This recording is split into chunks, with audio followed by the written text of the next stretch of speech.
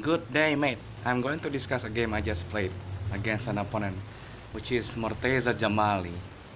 And I almost won the game, but because I sort of just walk around and then, walk in the park, then I actually ran out of time. Let's have a look at the game. It's a fantastic game. I was doing some variation of my game in that game here. Uh, but because I ran out of time, it's a loss. But basically, the idea that I want to introduce to you is actually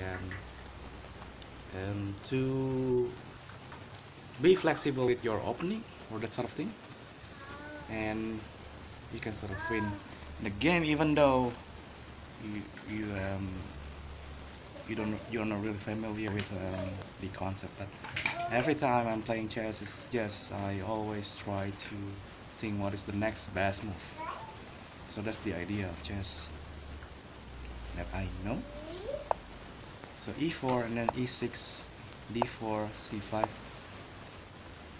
and then mortezajamali played c3, b6, bishop goes to d3, bishop goes to b7, bishop goes to e3, queen goes to c7, f4, and then bishop goes to d6 there, trying to provoke and taking the pawn at f4, queen goes to g4, trying to attack that pawn. Knight goes to e7, allowing the queen to take the pawn at g7, with the idea of taking back the pawn at g2 later on with the rook. I know this is like a bizarre idea and this is like not recommended whatsoever. And of course I think I'm gonna lose my bishop there at d6 if the pawn goes to e5, but because I know that white is actually really focused in one thing and it forgets to lock my bishop there, so queen takes g7 is a mistake actually. So rook goes to g8, queen f6, losing the momentum and tempo. Now rook takes g2 instead of pawn taking d4. Knight goes to d2 there, another blunder. Knight goes to, from b goes to c6, trying to strengthen the pawn there. e5 was moved. It's actually already late to move e5 there. C takes d4, offering an exchange. E takes d6, queen takes d6. I am an exchange down. Knight e4, queen d5, C takes d4 is a mistake.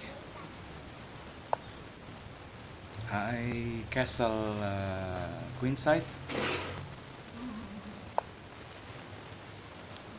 Knight goes to f3 there.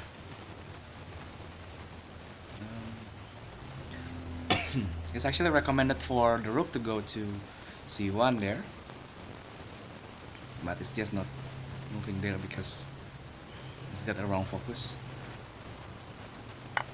So rook takes b2, just playing around with the second rank. Knight goes to e5, that's basically a wrong move.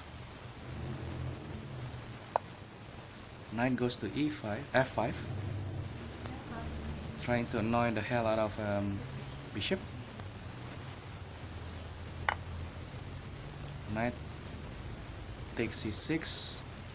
Now pawn takes c6 with the idea of battering the rook and the queen at d file.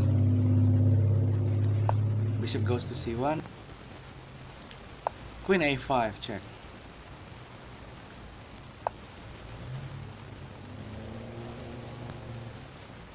Bishop d2, actually I can utilize this to take an advantage, but I didn't. just simply move my queen to a3 there. Knight goes to f2 is another mistake. c5. So the idea is actually gaining the tempo and making your opponent make their own mistake, because they are pretty good at achieving their goal, but they forget of getting the opportunity or seizing the opportunity that is actually available on board that is not their plan. So it's a psychological thing. Rook g1, knight takes d4, playing very carefully with the material. Rook g3,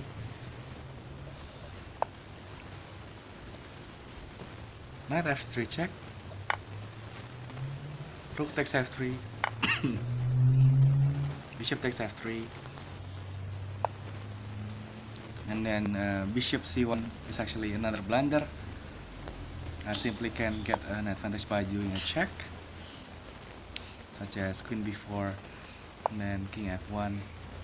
So and I simply can take the knight there, but I didn't because I ran out of time.